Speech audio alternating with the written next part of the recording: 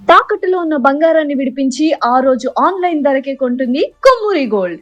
నమస్కారం, సుమన్ టీవీకి స్వాగతం. నేను గీతాంజలి. ఇవాళ మనతో పాటు ఉన్న అతిథి స్మార్థ పండితులు, శ్రీ పరమాచార్య వైదిక ధర్మ సంస్థ వ్యవస్థాపకులు బ్రహ్మశ్రీ అనిపెద్ది నరేష్ శర్మ గురువు గారు. వారితో మాట్లాడదాం. గురుగారు నమస్కారం అండి. నమస్కారం అమ్మా, శుభం భూయాత్. పురాణాల ప్రస్తావన వస్తేనండి, గరుడ పురాణం గురించి చాలా మంది చాలా ప్రశ్నలు అడుగుతూ ఉంటారు. అసలు గరుడ పురాణం అనేది ఇంట్లో ఉండొచ్చా, చదవచ్చా, మేము ఏం తెలుసుకోవచ్చు, గరుడ పురాణంలో అసలు ఏముంటుంది? చాలా మంచి విషయం. అందరికీ ఒక అపోహ ఉంది. ఏమిటది అంటే గరుడ పురాణం ఇంట్లో ఉండకూడదు, దాన్ని చదవకూడదు అని చాలా మందికి ఒక అపోహ, భయం. అపోహ కంటే కూడా భయం. కానీ శాస్త్రం అట్లా చెప్పలే. అసలు ఈ పురాణాలన్నింటిలో కూడా దేవతలు, దేవతల వర్ణనలు, సృష్టి క్రమము, రాజులు, వంశము, వంశ చరిత్రలు ఇవన్నీ చెప్పుకుంటూ వచ్చి గరుడ పురాణంలో కూడా ఇటువంటి విషయాలే చెప్పుకుంటూ వచ్చి కొన్ని అధ్యాయాల్లో, ఒక 18 అధ్యాయాల్లో మాత్రం, 16 అధ్యాయాల్లో మాత్రం విశేషంగా పితృదేవతల గురించి చెప్పారు. అంటే మనిషి పుట్టిన తర్వాత పుణ్యాత్ముడైతే వాడి పరిస్థితి ఎట్లా ఉంటుంది, పాపాత్ముడైతే వాడి పరిస్థితి ఎట్లా ఉంటుంది, పుట్టబోయే ముందు వాడి పరిస్థితి ఎట్లా ఉంటుంది, కడుపులో ఉన్నప్పుడు వాడి పరిస్థితి ఎట్లా ఉంటుంది, గతించిన తర్వాత అసలు ఎక్కడికి వెళ్తారు, ఏ ఏ లోకాలు ఉంటాయి, ఏ ఏ శిక్షలు ఉంటాయి, ఏ పని చేస్తే ఏ పాపం వస్తుంది, ఈ పాపం వల్ల మళ్ళీ ఏం జరుగుతుంది, అతను చనిపోయినటువంటి వ్యక్తికి ఏ క్రియల ద్వారా వాడు ఉత్తమ లోకాలకు వెళ్తాడు, బ్రతికి ఉన్నప్పుడు, తల్లిదండ్రులు బ్రతికి ఉన్నప్పుడు కుమారుడుగా మనం చేయవలసినటువంటి కర్తవ్యాలు ఏమిటి. మరి తల్లిదండ్రులకి జన్మిచ్చారు కదా మనకి, మనం గతించిన తర్వాత చేయాల్సింది ఏంటి, అసలు వాడు జీవించి ఉండగా చేయవలసినటువంటి పనులు ఏమిటి, వాళ్ళు వృద్ధాప్యంలో ఉన్న సమయంలో వాళ్ళ చేత చేయించవలసినటువంటి పనులు ఏమిటి, ఆతుర సమయం అంటే ఇంకా కొద్ది రోజుల్లోనో కొద్ది క్షణాల్లోనో వాళ్ళు గతిస్తారు అనుకున్నప్పుడు వాళ్ళకి పుణ్యాన్ని ఎట్లా మనం చేకూర్చటం అనేటువంటి విషయాలన్నీ కూడా గరుడ పురాణంలో క్లుప్తంగా, క్లియర్గా, క్లారిటీగా చెప్పబడి ఉన్నది. అయితే దీంట్లో చనిపోయినటువంటి పదాలు ఎక్కువగా ఉంటాయి. అంటే ప్రేత, మరణం అనేటువంటి పదాలు ఎక్కువగా ఉంటాయి కాబట్టి, అటువంటి పదాలు ఎక్కువగా పలకూడదు కాబట్టి ఎప్పుడు పడితే అప్పుడు చదవకండి అనేటువంటి విషయాన్ని సూచనప్రాయంగా చెప్పారు. అంతేగాని అసలు అది ఉండకూడదు, దాన్ని అనేటువంటి మాటలు ఎక్కడా లేవు. అసలు ప్రతి మనిషి జీవించి ఉండగా గరుడ పురాణం ఒక్కసారైనా వినాలి లేదా చదవాలి. ఎందుకంటే దాంట్లో ఉన్నాయి అసలు నువ్వు బ్రతికుండగా, నువ్వు జీవించి ఉండగా నువ్వు చేసుకోవాల్సినటువంటి పనులు ఏమిటి, నీ దాన ధర్మాలు ఏమిటి, నువ్వు చేయవలసినటువంటి జప తప హోమాదులు ఏమిటి, నీ తల్లిదండ్రుల గురించి నువ్వు ఏం చేయాలి, మరి నీ పిల్లలు తర్వాత నీకేం చేస్తారో చేయరో తెలియదు కదా, మరి నువ్వు ఉత్తమ లోకాలకు వెళ్ళాలంటే నువ్వేం చేసుకోవాలి అనేటువంటి, నువ్వు జీవించకుండా ఏం చేసుకోవాలి అనేటువంటి విషయాలు చెప్పారు. ముందు అసలు మనం జీవించి ఉండగా చేసుకోవాల్సిన పనుల్లో ఒక 4-5 చెప్పారు. వాటిల్లో ముఖ్యమైనటువంటిది గోదానం. 3 రకాలైనటువంటి గోదానాలు చేసుకోవాలి. రుణధేనువు, మోక్షధేనువు, వైతరణి ధేనువు. అంటే యమలోకానికి వెళ్ళేటువంటి మార్గంలో వైతరణి నది అనేటువంటి ఒక నది ఉన్నది. ఆ నదిని దాటాలి అంటే గోదానం వల్ల మాత్రమే దాటగలము. కాబట్టి ఆ గోదానాన్ని చేసుకోవాలి.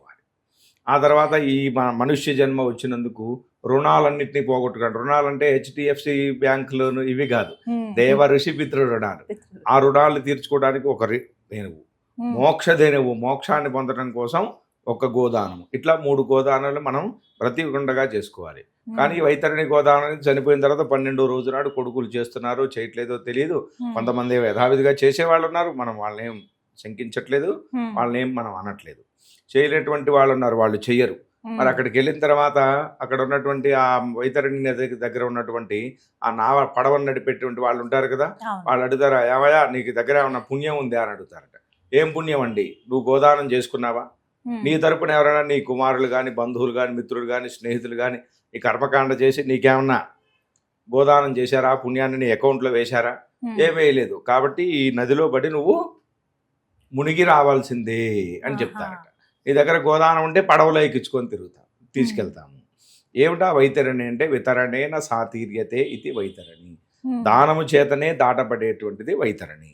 కాబట్టి జీవించి ఉండగా గోదానం చేసుకోవాలి. ఇక కుమారులు చేస్తారో చేయదో మనకు తెలియదు, ఆ విషయాలు మనం ఎక్కువ మాట్లాడకూడదు, ఎవరికి వాళ్ళకే జీవించి ఉండగా చేసుకోవాలి. ఒకటి. తర్వాత వృషోత్సర్జనం అనేటువంటి ఒక క్రతువు ఉన్నది. అంటే ఆవుని, ఎద్దుని తీసుకొచ్చి వాటికి కళ్యాణం చేసి పూజా కార్యక్రమాలు చేసి హోమం చేసి బలి ప్రదానాలు చేసి ఆ హోమం చేసినటువంటి దాంట్లో శంకు చక్రాలు రెండింటినీ కూడా కాల్చి దానికి అచ్చు వేయాలి. దీనికి వృషభానికి వేస్తే ఆ వృషభం ప్రపంచం అంతా తిరుగుతుంది. తిరిగి ఆవులతో సంపర్కం చేస్తుంది. గోసంతతిని భూలోకంలో అభివృద్ధి చెందిస్తుంది. అది పిల్లలు లేనటువంటి వారు, అసలు పిల్లలు లేనటువంటి వారు, ఆడపిల్లలే ఉన్నటువంటి వాళ్ళు, పిల్లలు ఉన్నప్పటికీ కూడా వాడికి ఏ నమ్మకం లేదంటే అసలు దానం కూడా చేస్తాడు చేయలో అనుకునేటువంటి వాళ్ళు ఈ క్రతువుని వాళ్ళు జీవించకుండానే చేసుకోవాలి. దాన్ని వృషోత్సర్జనం అంటారు. ఇది కూడా చాలా మహాపుణ్యప్రదమైనటువంటిది. అట్లా చేసినట్టయితే 101 తరాలు పితృదేవతలు ఎప్పుడో ఎక్కడో ఏ లోకంలో ఉంటారో, నరక లోకాల్లో ఉంటే వాళ్ళు ఒక్క క్షణంలో లేచి ఉత్తమ లోకాలకు వెళ్ళిపోతారు. దాన్ని వృషయజ్ఞం అన్నారు. తస్మాత్ సర్వ ప్రయత్నేన వృషయజ్ఞం సమాచరేత్ అన్నారు. ప్రయత్నపూర్వకంగా మీరు ఈ కార్యక్రమం చేయండి, వృషోత్సర్జన చేయాలి. ఆ తర్వాత శయ్యాదానం చేసుకోవాలి, మంచం దానం చేయాలి. భార్యాభర్త ఇద్దరు జీవించి ఉండగానే శయ్యాదానం చేయాలి. శయ్య అంటే మంచం అంటే ఏది ఇస్తామండి, ఇనప మంచం ఒకటి తీసుకొచ్చిస్తాము అంటే కాదయ్యా. డబల్ కాట్ మంచం, దారుమయీం రమ్యాం, రమ్యమైనది సుందరంగా ఉండాలి. దారుమయీం చెక్కతో చేసింది మంచాన్ని, దాని మీద పరుపు దిండు దుప్పటి ఇన్ని కూడా ఇవ్వాలి. దాని మీద లక్ష్మీనారాయణ ప్రతిమ పెట్టి బ్రాహ్మణ్ణి కూర్చోబెట్టి అక్కడ పూజ చేసి ఆ ప్రతిమను కూడా పెట్టి ఆయనకి దానం చేయాలి. యథాన కృష్ణశయన అనేటువంటి మంత్రం ఉంటుంది. ఆ మంత్రంతోనే దానం చేయాలి. కృష్ణ పరమాత్మ బ్రాహ్మడికే దానం చేయాలి, శయాదానం చేయాలి. చేసినప్పుడు ఆ మంత్రం చెప్పాలి. స్వామి కృష్ణయ్య, నువ్వు ఎట్లా అయితే శేషతల్పం మీద హాయిగా సుఖనిద్రతో ఉన్నావో నాకు కూడా అటువంటి ఉత్తమ లోకాలని ప్రసాదించు అని చెప్పి ఇట్లా దానం చేయాలి. ఇట్లా చేసినట్లయితే ఈ భార్యాభర్త ఇద్దరు కలిసి చేసుకుంటే జన్మ జన్మాంతరాల్లో కూడా మళ్ళీ వీళ్ళే భార్యాభర్తగా పుడతారట. అంత పుణ్యప్రదమైనటువంటిది ఈ యొక్క శయ్యాదానం. ఈ 3 పనులు కూడా తప్పకుండా ఇవి చేసుకోవాల్సింది.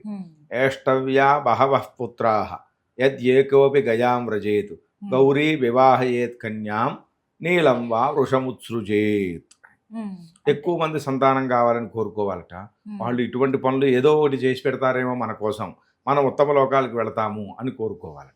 ఎందుకంటే ఎక్కువ మంది ఉంటే ఒకటికేమో బాగా డబ్బు ఉంటుంది కానీ వాడికి ఇంట్రెస్ట్ ఉండదు, రూపాయి కూడా దానం చేసే బుద్ధి ఉండదు.